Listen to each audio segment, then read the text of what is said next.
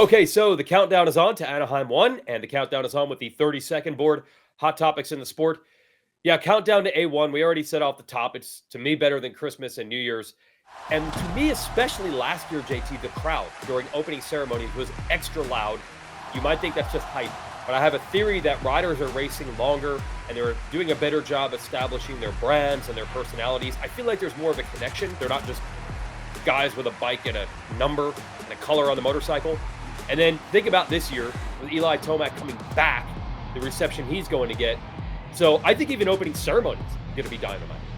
Yeah, and it's infectious, right? Everybody gets excited. And yes, the personalization of these riders, and fans are truly becoming fans of the personalities of these riders too. And you can feel it. If you've ever been to this event, I don't have to explain it to you, but for those that haven't, there's simply an electricity in the air at Anaheim that's really hard to replicate. Now we'll go to the actual racing part of it. You studied this track map for Anaheim 1. So what do you see when you look at it? You know, in years past, I've often wondered if the track builders were trying to ease the riders in, maybe get everybody through the first one, or sometimes just create some really tight racing because the track is a little bit easier. So when I look at this one, I see some of those same kind of dynamics, a lot of open straightaways, a lot of fast sections, not too many technical aspects to it. So that leads me to think the start's going to be critically important. And we also might see some really close racing because some of the sections to pass, you might have to get in there and be really aggressive. Okay. Yeah, we'll see how that affects the racing. But there are 2 sections of whoops, but you don't think that's necessarily going to be that crazy?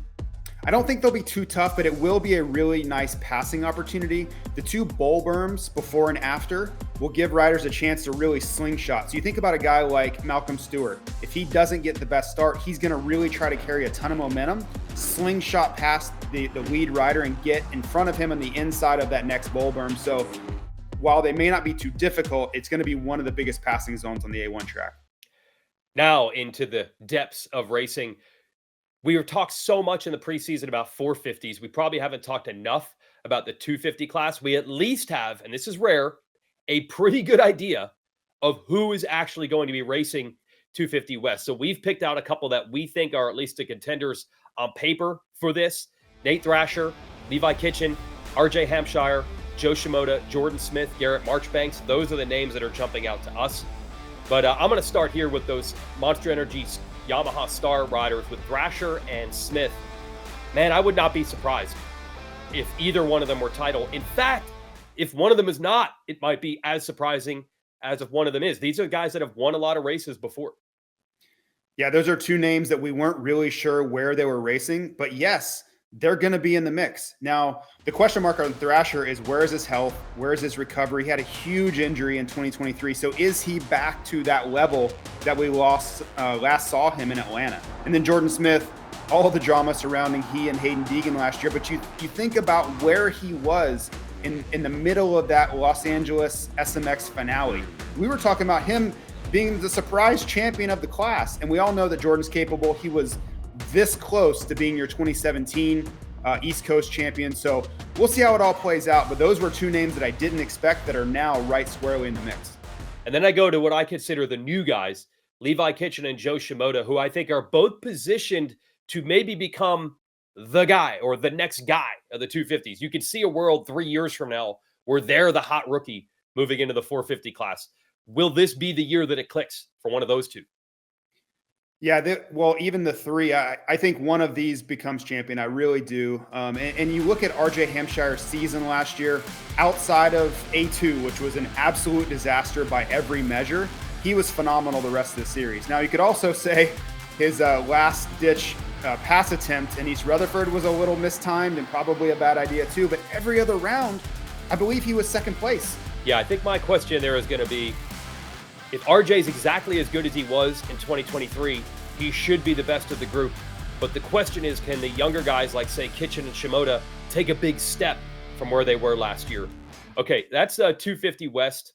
We might be wrong. There might be a 7th guy we didn't even mention here who ends up winning the title. That's kind of the nature of that class.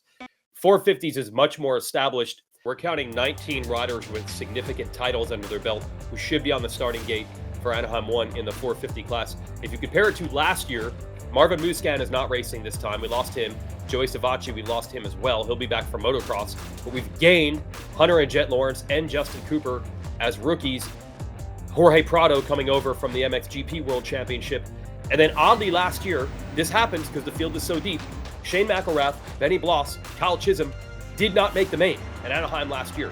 Add those names in, man, it's going to be tough getting into the main event for anybody. And I guess that's your point. A good rider like McElrath could not make the main. That's how hard it is. Holy cow, this lineup is ridiculous, and everybody should be terrified because how do you slot in guys that have been legitimate top 5 guys in this class before? A guy like Kyle Chisholm may not make the main event. It's just a really tough thing. And for us fans, it's incredible because there's going to be talent all the way through the field. And there may be a battle going on in 12th of a guy that's won a race before. That's the incredible thing about, especially early in the season where most of the riders are healthy. So thankfully, I'm not a rider anymore. I don't care. I get to sit back, talk about the races, and bring all the, the excitement to the people at home. But man, for these riders, it's going to be really nerve-wracking. Old versus new. This is kind of the theme, I feel, of Supercross 2024. When you have these rookies coming in, we already mentioned adding Justin Cooper and the Lawrence brothers in, and then this very established group with Eli Tomac returning, Jason Anderson hoping to get back to where he was. I don't know if we consider Chase Sexton or he's kind of in between, but we definitely consider multi-time champs like Tomac, Webb, and Ken Roxon, not a Supercross champ, but a champion in many series. I like this battle. Young guys, established guys. This is going to be cool. It's always a fluid situation, and for a lot of these guys, they have, a guy like Eli Tomac's probably like, man, I'm the old guy now, right? And he probably feels like he should go out there and win. But you've got a kid like Jet Lawrence who's like, no, this is my time. I have arrived now. And then Chase Sexton's like, hello, I have the #1 plate on my bike. I just won this thing, and I'm 24 years old. So there's a lot to unpack there, but it's always interesting to see that kind of ever-evolving situation amongst the paddock of who thinks they're the alpha, who's the old lion that's trying to hang on to his territory a little bit. Yeah, I like it. You can categorize pretty much every rider except Sexton. He's like dead set in the middle. He's not the youngest guy, but he's not one of the veterans either. He's right there in the middle, and he has the #1 plate. So isn't that interesting symbolically how that plays out? All right, only one significant detail left, how to actually watch all this from Anaheim. We've mentioned it several times. We'll remind you again. We'll have a pre-race show streaming on Peacock at 4:30 local time in California. That's 7:30 Eastern with myself and Katie Osborne, who's covered a ton of different motorsports, including Supercross. She's also got a really cool F1 podcast. That'll be fun to hang out with her for our pre-race show, show you opening ceremonies. And at 8 Eastern, 5 o'clock local time, that's when the racing begins. You can continue watching that on Peacock with the Super Motocross Video Pass outside of America, or will also air on television on USA Network again, starting at 8 Eastern. And there'll be a re-air of the racing, 2 o'clock Sunday afternoon Eastern, the next day on NBC. Hi folks, Lee Diffie from NBC Sports here. If you truly enjoyed what you just watched, you can get more news, interviews, and highlights by subscribing to the Motorsports on NBC YouTube page. You can get it all, so go for it.